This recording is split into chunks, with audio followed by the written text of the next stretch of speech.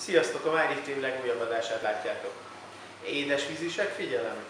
Ebben az adásban és a következő adásban is olyan tippet fogunk adni, ami mind tengeri akváriumra, mind édesvízi akváriumra is érvényes. Úgyhogy érdemes velünk tartani. Mai napon arról fogunk beszélni, hogy ha egy akváriumot építünk, akkor milyen vastag üveget érdemes választanunk.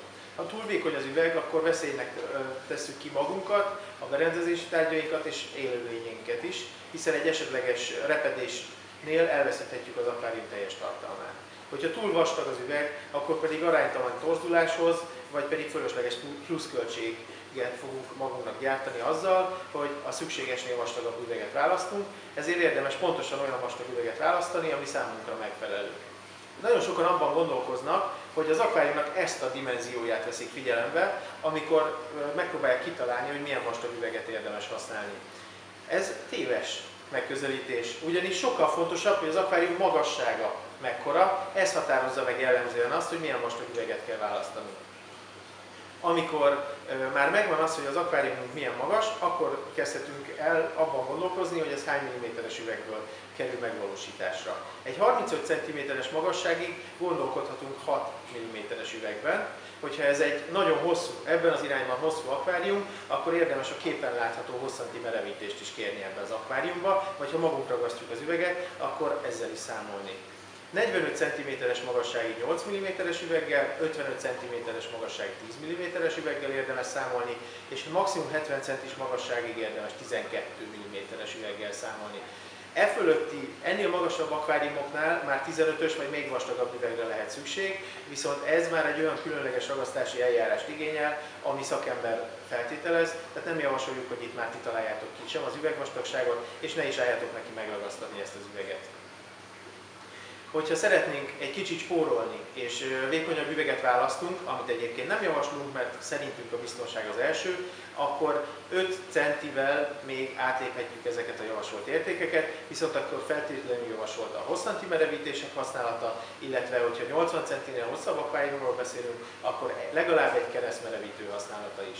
Amikor keresztmerevítőt teszünk vagy tervezünk az akváriumba, akkor két szempontot érdemes figyelembe venni. Az egyik az, hogy ez a keresztmerevítő ki fogja árnyékolni a világításunk egy részét, ezért, hogyha például két lámpával világítunk egy akváriumot, akkor érdemes oda tervezni a keresztmerevítőt, ahol ez a két lámpa találkozik. Hogyha egy lámpánk van, akkor tulajdonképpen mindegy, hogy hova tesszük ezt a merevítőt, akkor a szimmetria jegyében akár középre is helyezhetjük. A másik fontos szempont egy keresztmerevítő megtervezésénél az az, hogyha édesvízi akváriumba tervezzük, akkor jellemzően egy hátteret is fogunk rakni ebbe az akváriumba, és hogyha először ragasztjuk be a keresztmerevítőt, akkor kénytelenek leszünk elfelezni ezt a hátteret, és a merevítő két oldalán behelyezni, majd alatta újra összeragasztani, ami elkerülhetetlenül egy ragasztásnyomot fog nekünk hagyni, és az nem szép látvány. Ezért azt javasoljuk, hogy ha keresztmerevített akváriumunk van, akkor először hátterezzük édesvízi akváriumnál magát az akváriumot, és csak utána ragasszuk be ezt a keresztmerevítőt. Tengeri akváriumnál ilyen probléma nincs, mert általában az üveget kívülről festjük, vagy pedig matricával dekoráljuk, vagy pedig térelválasztóként használjuk az akváriumot, amikor egyikre sincsen szükség. Amellett, hogy az üveg magassága is befolyásolja az üveg vastagságát, érdemes még figyelembe vennünk azt, hogy összesen hány liter vizet tárol majd ez a tartály. Mert ugye egy 6 mm-es üvegtől nem várhatjuk el, hogy tonnákat bírjon. Úgyhogy ha üveget választunk, egy másik dimenziót is figyelembe kell vennünk, ez pedig az akvárium teljes térfogata.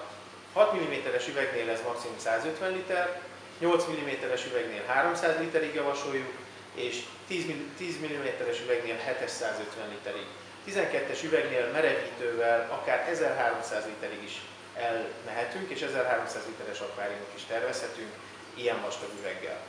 Köszönjük, hogy velünk voltatok, a kommentjeiteket, illetve hozzáfűzni valóitokat e-mailben és a kommentboxban várjuk. Addig is élménydús akvarizálást kívánunk, sziasztok!